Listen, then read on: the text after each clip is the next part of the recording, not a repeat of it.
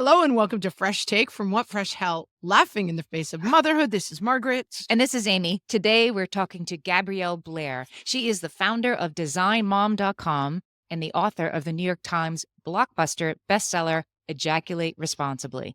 Today we're talking about Gabrielle's new book, co-written with her husband, Ben Blair. The Kids Are All Right, Parenting with Confidence in an Uncertain World. Gabrielle and Ben are the parents of 6 children and currently live in Normandy, France. Welcome, Gabrielle. Thank you so much for having me. So happy to be here. You're kind of like Margaret and me in that your kids are older. They're not little anymore. We like to say we come from the future to tell you everything's going to be okay. And this book, just like all that, this book is a course correction that offers a really hopeful reframing, I think, of what it means to parent today. Is that what you set out to accomplish with this book? Absolutely. You guys you've been in the mom blog space for a million years. I know you guys know the deal. I've been doing this for 18 years, and the entire 18 years has been parenting questions from readers and followers, and they're just stressed out. Parents are so stressed out, and so much media aimed at parents is really, pushing that stress. Like, you're supposed to be stressed out. If you're not stressed out, your kids are not going to successfully make it to adulthood. And I know you guys have seen the same thing. And so the intention of this book, we kind of got talked into doing a parenting book. It was not like on my goal list or anything. And we kind of got talked into it. And really, the only thing that made me feel like, okay, yeah, I really want to do this is if I could in any way relieve parenting stress, if I could help someone feel less anxious about these decisions that I understand feel extremely high stakes, because we're talking about a human being. We're talking about raising a whole other person.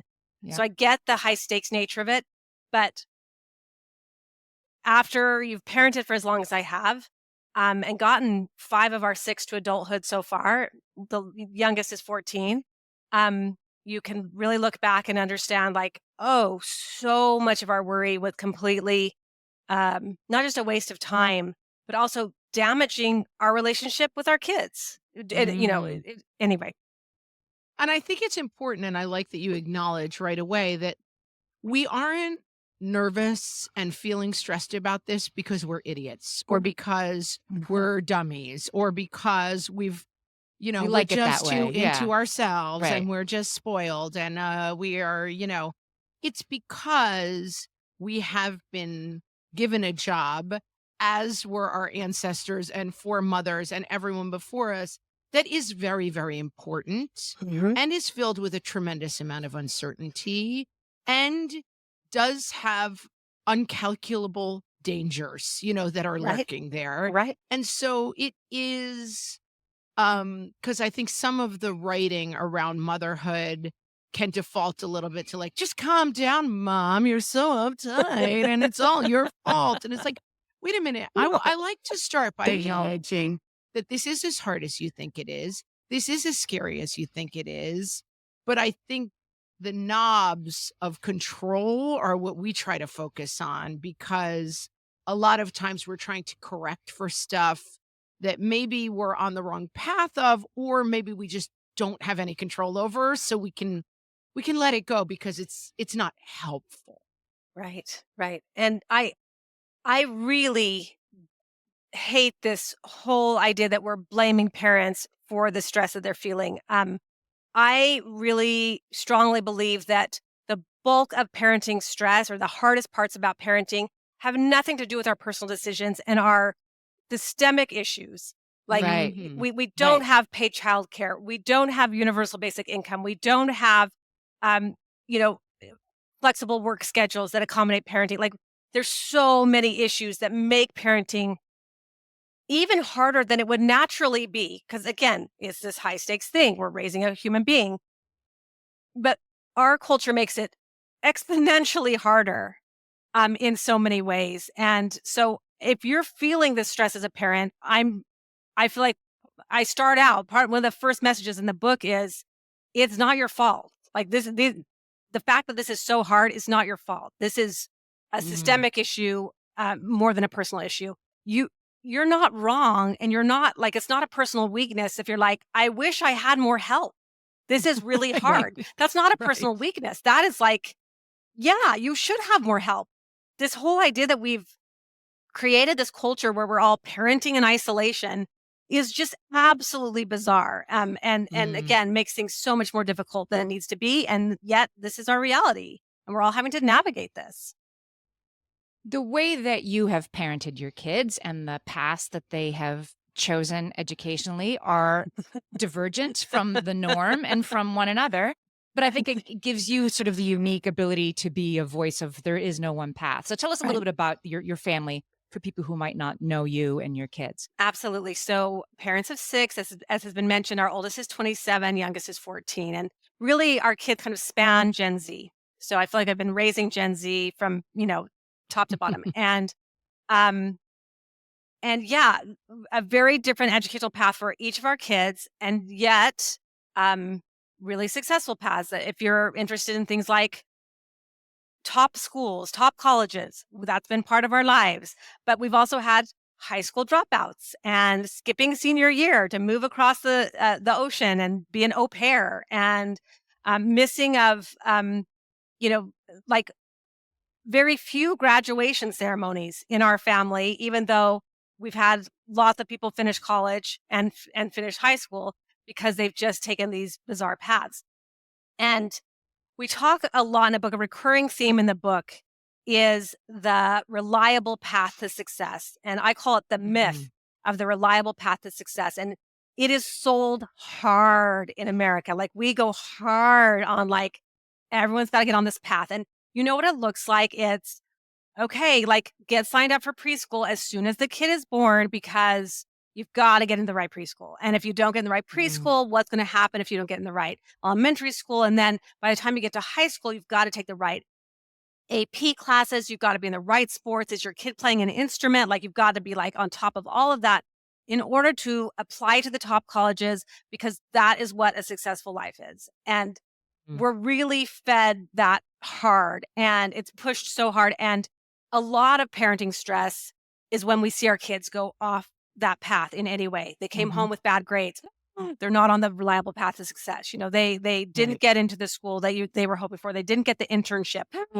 They're off the reliable path. Like it's and there's such a draw, which I totally understand. I've been drawn to it. Um, we had to basically be physically taken off it before I could really let it go because we don't have a parenting guidebook. We don't have an instruction manual. And so this reliable path to success idea is just so compelling. It's like, okay, it takes care of everything for me. If I just keep the kids on this path, they'll be fine. Like everything will work out. And of course it's a lie. It's a total it is in fact a myth. I don't know how reliable it ever was, but it certainly isn't now. We all know kids who were top of their class, graduated valedictorian, got a perfect score on the SAT, and still didn't get into their top pick college. Like it's Right. there is no guarantee. And even if they did go to the college, there's may not be a job because the jobs are Mm. changing so fast, the future's changing so fast that the field they're interested in, like say they're like super into journalism, we don't know how many journalism jobs are going to be left. They're dwindling swiftly, which I Yep. mentioned in the book is makes me sad. Like we need journalists, but I'm just saying the world is changing so fast that even careers that seemed like so reliable just aren't anymore. And so relying on this reliable path to success, not really helpful overall, but also can be extremely harmful because we're pushing these kids, this wide variety of kids onto this one path and saying, you've got to fit this path. And it doesn't fit. It doesn't fit for so many of the kids. And instead, what we've learned is, oh, there's literally millions of paths to satisfying, successful, fulfilling adulthood, millions of paths.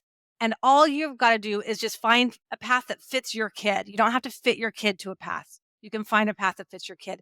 And and that's not to say like, oh, you don't ever have to worry about anything. You don't have to do it. Sure. Like, Right. sure, Keep you have it to feral. Let them raise themselves in the woods. right, right, Not right. quite there. You just Yeah. have to seek out opportunities. You have to sort of say, okay, if this high school isn't working for them, what is? If my kid's not going to get into a good college, what are the alternatives? Can they try community college? Is there an internship? Is there a trade school? You certainly have to look at other opportunities, but you don't have to just assume my kid's only going to be happy and I'm only going to be a successful parent if I keep to this reliable path to success myth And I situation. wonder even about, I like the idea of many paths, but like the idea that you have to find the right path for your kid is also, I think sometimes you have to just support your kid while they try a bunch of paths. Like I 100%. think even we have less of a role than even finding the path and putting them on it. Absolutely. It's really looking at the kid in front of you, right? Like actually listening and looking at this person in front of you, not yourself as a kid, not imagining that they're going through what you went through. They're a different person, not imagining some kid you thought you would have, but this actual person in front of you and supporting what they need. So some of these kids are going to be like, I've found 30 different paths and this is the ones I'm interested in. And you can you can say, okay, well, my job is like help you narrow it down.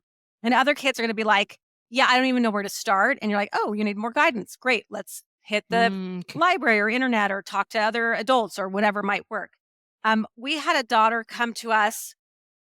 She's like the most involved high school person, captain of the cross country team, great grades, just so involved, and come to us the summer before senior year and say, yeah, I don't want to do senior year. I'd like to move to France and be an au pair. This is out of the blue. Just like, what? Like, what in the world? But it had a full plan, knew the family she was going to au pair for, knew the arrangements, where she would live, what it would cost, like had this whole plan. And we're looking and we're going, she knows what high school is. She's a great student. She's reliable. She's, there's nothing about her that we're worried about. Okay, we should take this seriously. This is something she has really thought hard about and wants to do, even though it's new to us. And it's, again, listening to the kid that's in front of you.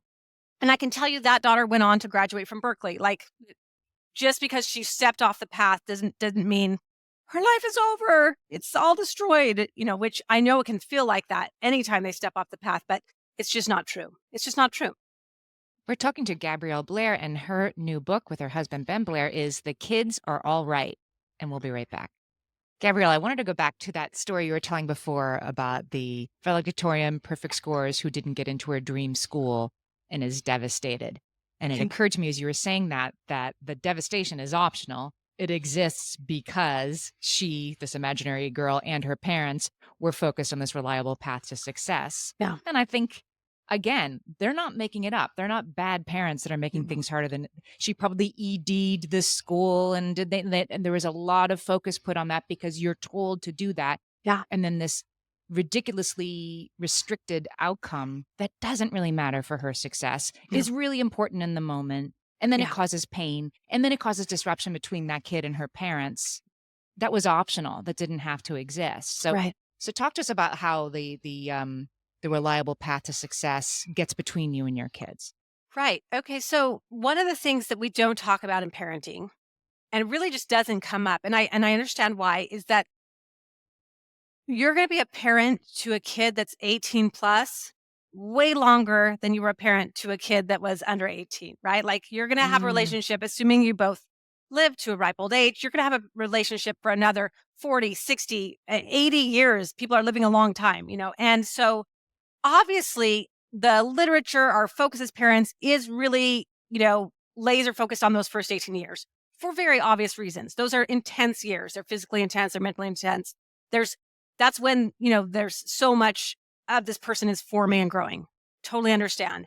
But you don't want to just ignore those future 40, 60 years. And your stress with your kids right now, the stress you have with your kids right now, pushing them to a path or having like expectations that, again, are not even really built in reality at all, that they can't really live up to and may not even understand what those expectations are, can do just real damage. And there's a trend I see. I don't know if it's a trend or if it will be long lasting, but I see it on social media a lot where kids are basically, sorry, I shouldn't say kids, where, now adult kids are basically ostracizing their family or saying, no, they're cutting ties with their families because the relationship was so stressful and difficult. And that would just I mean, I can't imagine anything more heartbreaking, right?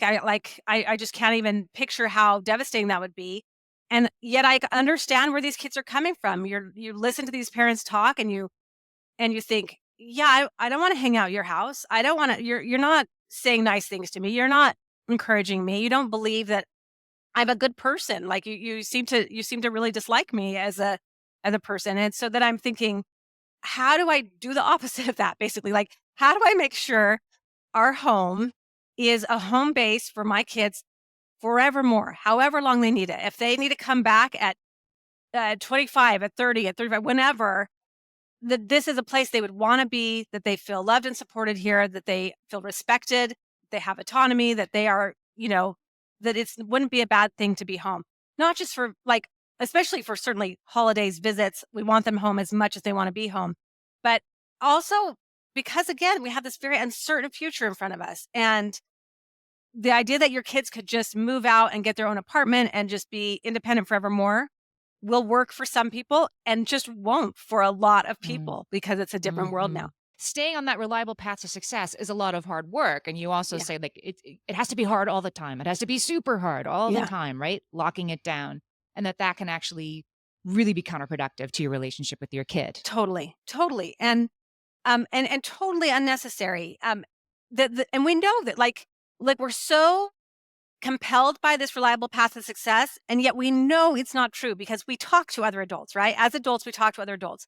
And every one of us can think of people in our lives who are very happy, well adjusted adults who did not follow this reliable path to success. They did not go to a prep school. They did not go to a fancy college. Maybe they didn't go to college at all. They took a million different paths and yet they found fulfilling adulthood. And so we know that it's not the only path. But again, it feels just so compelling because it feels so safe. It feels so, Hmm. you don't have to, if I just keep to this path, then somehow all the other parenting stress will dissolve. And again, not true because forcing this kid to a path that may or may not fit them, and in most cases won't fit them because people are so different, um, doesn't relieve parenting stress. It causes more parenting stress. You're just like butting heads with this kid who's like, I know you want me to play the piano. I don't understand why, and I don't like it. Like, why I don't like to play the piano. Why am I doing this? And really just get frustrated. Well, and I think our lens, Amy and I both live in the Northeast US, and there's a lot of focus, I think, particularly in this area on four-year colleges, particular names of colleges. Sure. And I think as I travel around and have family in different areas of the country, the expectations can be very different. I mean, there may be places where there's less of an expectation to go to four-year colleges, and there's more of an expectation to join the right branch of the military Right. or quarterback the football team. And like, there's no one who is free of these expectations, although our expectations may be different depending on our backgrounds. Right. And so, where is the line though? And how do we think about it in terms of, I don't want my child to be locked into anything, Hmm. but I might have certain children who I'm concerned are not doing enough, who are coming home, spending a couple too many hours on screens,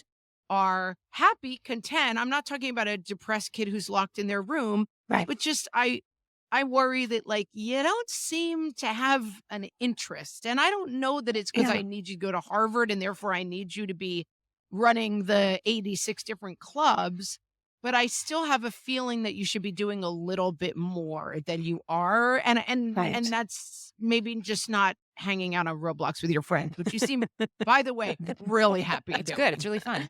You're loving life. Like, I'm not worried about you, but should I be worried about the bigger picture, even though I don't maybe care what that picture looks like? So I would argue that no, that this voice in your head that's like, hey, maybe they should be more ambitious. Maybe something should be happening here is our American, uh, you know, weird morality around working. And like, if you are not ambitious and you are not busy and you are not working all the Mm, time, that you are somehow less moral. You're less of a good person. And again, we know that's not true. We know that's not true, but it is so compelling in our culture that it's hard to let it go. you know if your kid is thriving. And if they're thriving for them may not look very busy. Okay, great. And just because they're not busy now or not particularly passionate about something now doesn't mean they won't be in the future. That's not how that works. Like, I'm passionate about certain things sometimes and not other times. Like, that's just, I guess, human nature, right? Where our interests wax and wane. If your kid seems happy and they're growing and thriving and you really don't have any worries, I don't think we need to say, we should probably add in one more extracurricular. We need to just do one more thing. They're happy and not stressed out. Why are we changing that? Like, why are we messing with that? That's terrific. And it doesn't translate to this is what their adult life will look like. It doesn't translate to, well, they'll probably just live in our basement and, be high all the time if they're not like really busy right now. There's absolutely, that's not a path. I mean, that's not like your kid seems well adjusted in high school. So therefore, and like not stressed out. So therefore they're going to be a loser as an adult. Like that's not a thing. And so, what does the loser as an adult mean? Like, what is it that is in your head as like successful adult? And again, this is where we have to like look at the adults around us and go, okay, there's a lot of different people that I consider successful. There's a lot of different people that I consider happy. And my kid could take any of these paths. It's going to be okay. I love that answer. Like, that's a very radical answer, I think. I mean, I think it's really interesting, and I mean that in a good way. But is there I feel like when we have these discussions between Amy and myself, just talking things out, Sure. it feels like I think my childhood, if we were home, we were playing baseball with the neighbors, we were Sure. out and about, we were doing things.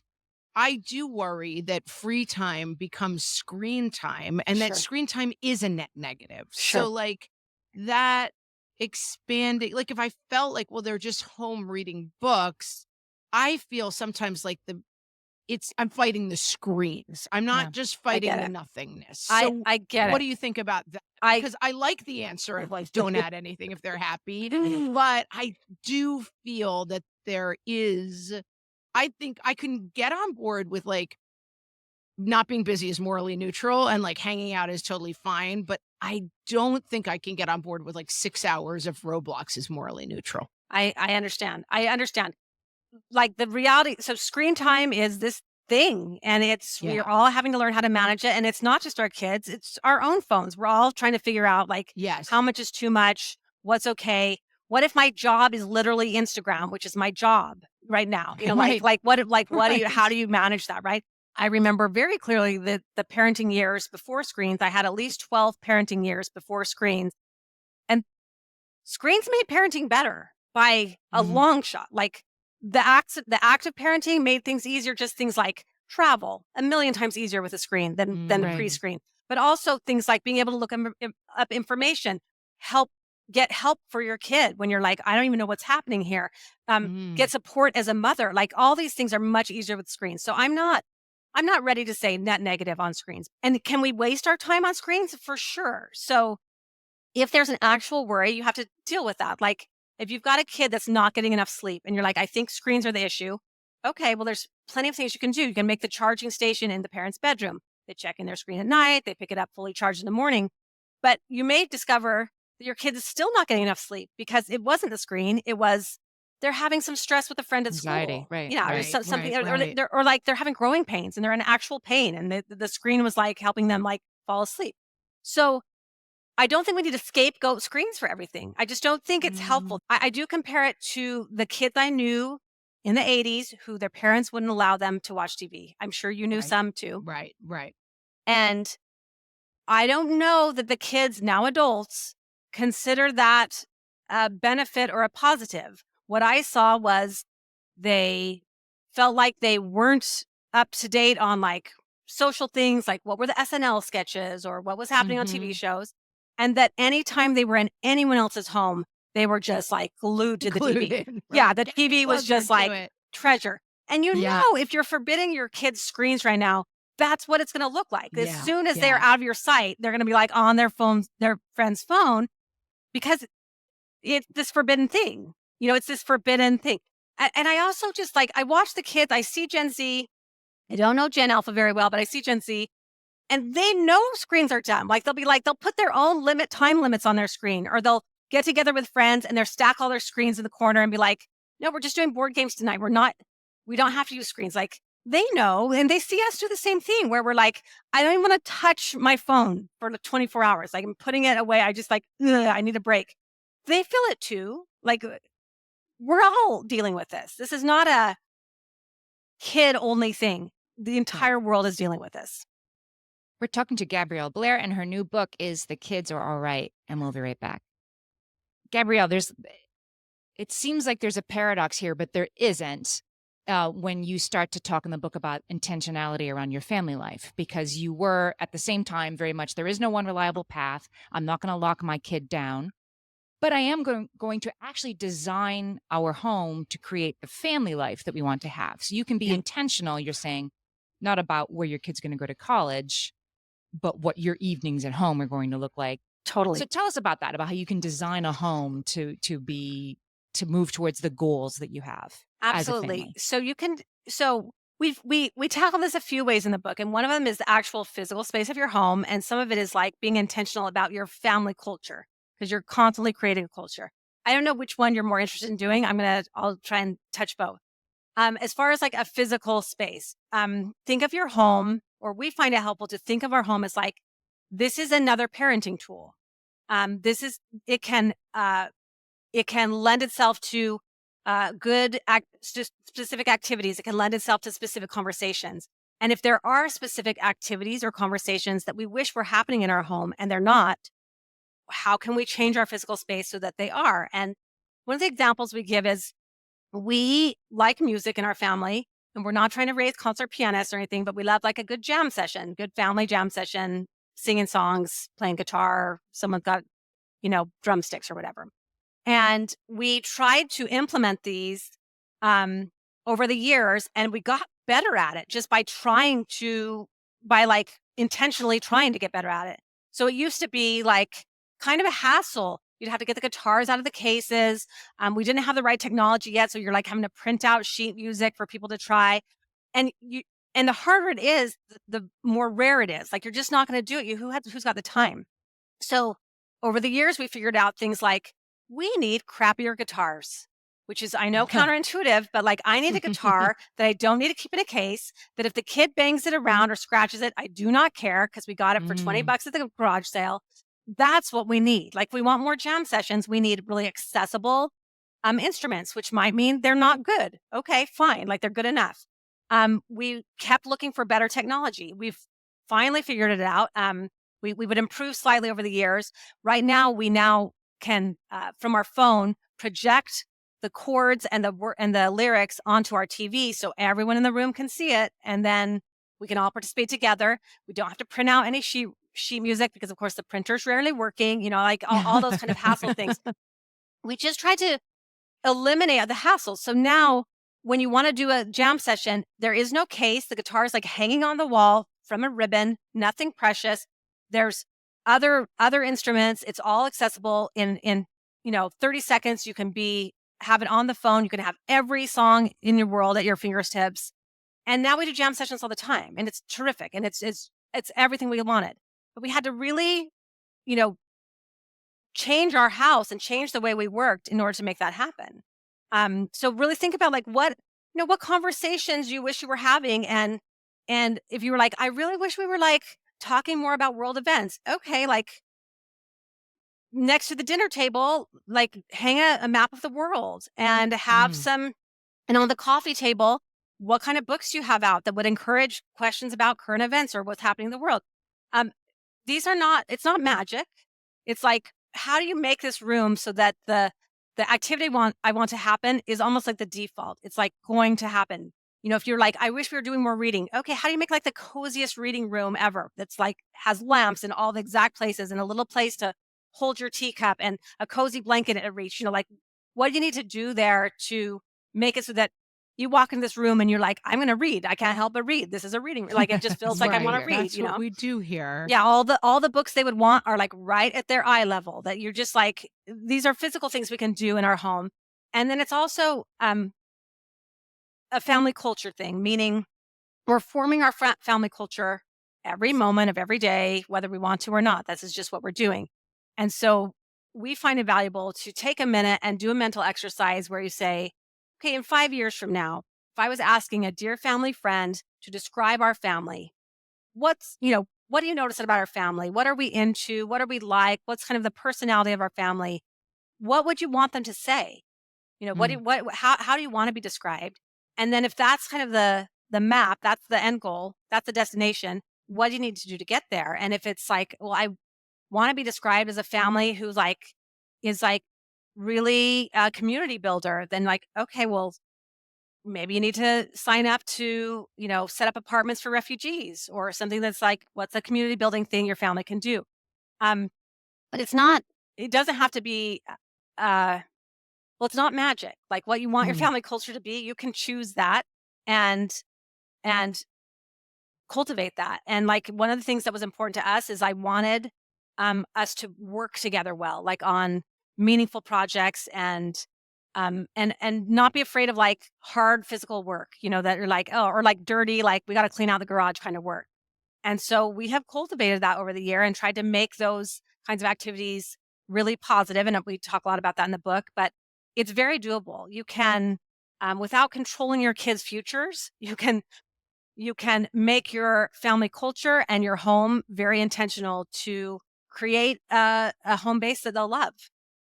Now, do you have 100% buy-in on the jam sessions? What I'm thinking is like, I love the idea. My husband grew up in a family of singers. His mom was the choir director. S- they grew up singing. They would sing at the tree lighting. They were the family singers. And I think his brother was about maybe 12 when he announced, and they quote him all No. the time, I am not like you people. I want no part of this. And it's so funny. Like I don't know if he can sing or not, but he was like, I do never want to be at another tree lighting Yeah, I'm or done. a caroling event or have singing of the national anthem when they open the baseball season. Get me out of here. Right. And Right. so is there like an opt-out clause? Because I can see for one of my kids, the family jam session would be like, I'll be in the backyard pulling out my fingernails. Like Yeah. I, No, I, I thank can't you. think of anything I want to do like. For sure. Like, for sure, you're trying to come up with activities that there is buy in. Of course, you're trying to Yes. come up with things and you have to test them out. Like, you have to try them. Like, before we even had kids, I introduced a holiday journal. Like, this is like, Oh, oh, we're going to write down, like, this is what the tree looked like. And this was like where we traveled, or, if we went to see grandma for Christmas, or, whatever, just sort of like a little couple pages about the holidays that year. And then I started having kids and I was like, this is the dumbest tradition. I don't have time for this. I don't have energy. Like, I hate this. But then my kids found it when they were old enough to start writing and reading. They loved it. I don't know if I've ever updated it in 20 years. They started doing it and they loved it. So you try things and you see if it takes. And it might not. It might have been like, it died with me. I didn't like it. The kids were right. like, fine. Okay, you tried it and it didn't work. I introduced a tradition that didn't work. Big deal. But if it takes off, delightful, wonderful. And if everyone in the family, or even if there were like a few people in the family that were like, I really don't like these jam sessions, I'm sure we wouldn't do them as much, right? And even with jam sessions, if you're like, yeah, I don't have 100% buy-in, but I can make it better for this one that's like not that into it if we play these songs, or if we do it at after dinner at this certain time, they're in a good mood. We can get 15 minutes out of them before they're like, I'm out. I'm going to go sit in my room now, or Mhm. whatever. Like, see what you can do to help create buy-in. But again, like if you're trying to create a situation where they like hanging out together, they like being Mhm. together. So you're looking for activities where you're like, oh, look, we're all together and this is good. How do we do more of this? For us, that works for jam sessions. I know it's not going to work for every family, and I certainly wouldn't force it on the kids if they were not into it at all. Can I ask a question about, because this really opened up my mind, that you can, as a homeowner and a home creator, replace irritating things that you interact with all the time that irritate you 100%. every time you interact with them. And 100%. you can change them. Tell us about this. Yeah. So I think this is like probably the easiest tip that I come back to over and over again. These little irritating things in your life, like you stub your toe on this corner of the couch that sticks out too far every morning. that kind of thing. And it seems like, of course, it's not a big deal. You just stub your toe, but it adds up, and you end up. I mean, I don't want to co-opt microaggressions, but it's as if your home is like microaggressing you with these little things. That couch Um, is out to get you. right. And it does have an effect. Like now you just, you stub your toe, you just cussed, you're like now kind of grumpy, you're off to make breakfast for the kids, and you're already in a bad mood. And like, okay, move the couch, rearrange the room so it's not stubbing your toe. Find a different path, set things up so you're like, never go that way. So you're like, oh, I naturally go this way. Or replace the couch if it comes to that. These little things add up, and a couch is like a big piece of furniture. So that's maybe not even a great example, but we do it with like our trash cans. You have the trash can that has a broken lid, and it's irritating every time. And you push the pedal and it doesn't come up. Like, fix it or replace it. Like, it's just going to bug you every time, and you're going to be so angry. Or even if maybe it's something that works well, but it's ugly and you hate it. It's your dustpan has a big crack in it, and it's like, it's fine, it's still functional, but it's like, you just hate it. Like, okay, well, these do not have to be, we do not have to invest, $100,000 into making your house function better. We're talking about like, all right, you can get a $10 dustpan. It's going to be okay. Like, you can do some of these simple things that will improve your home functionally, but also improve your mood, improve your relationship with your kids, because you're just not grumpy at them because you interacted with this thing you hate. And I know it sounds dumb. It sounds like there's no way that works. It absolutely works. It absolutely works. Try it anywhere in your house. Improve anything that's irritating you, whatever it is, and you're going to see a marked improvement in how you feel about things and how you're interacting with your family members. We've been talking to Gabrielle Blair. Her new book, co-written with her husband, Ben, is The Kids Are All Right, Parenting with Confidence in an Uncertain World. Gabrielle, you do so many different things. So tell our listeners where they can find you, your book, and everything you do. Absolutely. I'm most active on Instagram and Threads at Design Mom. I'm still mourning beloved Twitter. And I also run a conference if you're into like, I want to, be a creative entrepreneur, influencer, creator, something called Alt Summit, and you can come to that. But yeah, find me online. This has been such a good conversation. I really appreciate it. And we will link, of course, in the show notes to everywhere you can find the book and Gabrielle's work. Thanks for being with us today, Gabrielle. Margaret, Amy, this was amazing. I loved your questions. Thank you so much.